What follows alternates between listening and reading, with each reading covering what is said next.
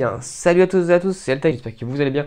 Aujourd'hui, on se retrouve pour une petite vidéo qui va être assez courte, où je vais tout simplement vous présenter un petit switch HDMI, donc il est là, donc c'est de marque OK, et je l'ai acheté sur Amazon, donc le lien sera dans la description.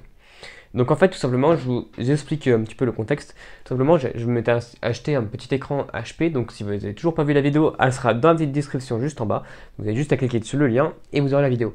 Donc j'ai acheté cet écran. Ensuite, un peu plus tard, j'ai acheté ma petite PS4. Donc j'ai pas fait de vidéo unboxing. Mais bon, on en a des centaines et des centaines sur YouTube. Donc il n'y a pas besoin d'en faire. Donc j'utilise ceci et ceci pour jouer donc à certains jeux. Et aussi, j'avais acheté le petit clavier, donc le Magic Keyboard de chez Apple, et la petite Magic Mouse de chez Apple aussi. Donc j'utilise ça et ça pour plutôt la bureautique. Donc simplement, je connecte ceci et ceci en Bluetooth sur donc mon MacBook Pro. Et ça permet de travailler en bureautique. Et je connecte mon MacBook Pro avec cet adaptateur sur mon écran, donc pour avoir une meilleure visibilité, tout ça. Donc en fait c'était assez chiant, j'en avais marre, il fallait débrancher le câble ici pour le rebrancher là-dessus, etc. Alors, donc j'ai décidé d'acheter un petit switch, donc je ne sais pas du tout encore comment ça fonctionne, on va découvrir ça ensemble. Donc je vais tout simplement l'ouvrir, hop, je pose le petit trépied ici. Donc je prends mon petit couteau, hop, bon j'ai un petit peu galéré mais voilà. Donc là on va s'ouvrir ensemble, donc le petit papier est là, on s'en fout. Hop, donc voilà, hop, je le déballe,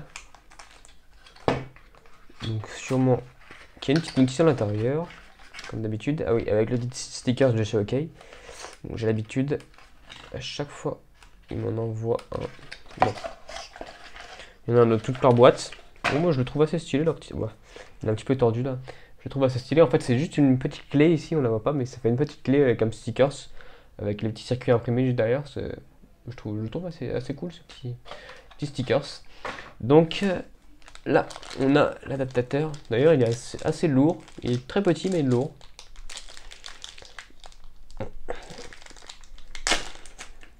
Hop, attention de ne pas l'abîmer. Et voilà. Donc il est en boîtier, avec un boîtier métallique. Et ici, on a un petit bouton poussoir. Donc sûrement, bah, c'est forcément pour switcher de l'un à l'autre. Donc on va essayer tout de suite de voir comment ça fonctionne. Donc bon, je vous avoue que avant j'avais un câble HDMI. Je le branchais à ma PS4 et ici. Quand je voulais pas l'utiliser avec ma PS4, je débranchais sur ma PS4 et je le branchais sur mon adaptateur ici. Bon, ça me coûtait un câble. Bon là, c'est un peu plus cher en câble, enfin un peu plus cher. On va devoir acheter plusieurs câbles puisqu'il faudra 3 câbles. Un qu'on va connecter ici, donc un deuxième pour la deuxième sortie et un autre pour la troisième sortie. Donc voilà, hop, donc celui-là. Bon, vous savez quoi, je vais faire une petite coupure et on se retrouve juste après dès que j'ai fait le branchement. Simplement, ici, on a une arrivée. Donc l'arrivée ici, c'est tout simplement mon écran. Donc c'est celle-là, en fait.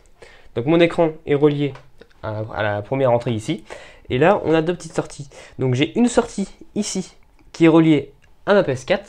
Donc voilà, juste ici, le petit câble HDMI ici.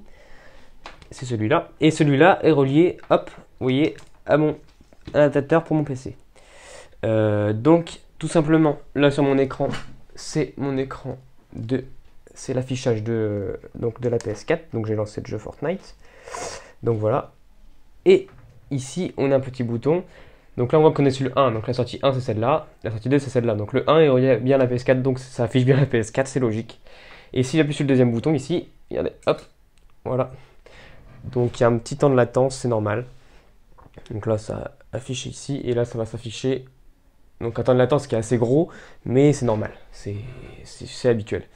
Et donc là, on affiche bien donc notre écran de notre PC. Donc ça, c'est vraiment top. Donc je vais pouvoir travailler sans m'embêter. J'ai juste besoin d'appuyer sur un petit bouton. Bon là, je vous avoue que c'est un peu le bazar. Parce que bon, j'ai fait ça vite fait. J'ai pas tout rangé.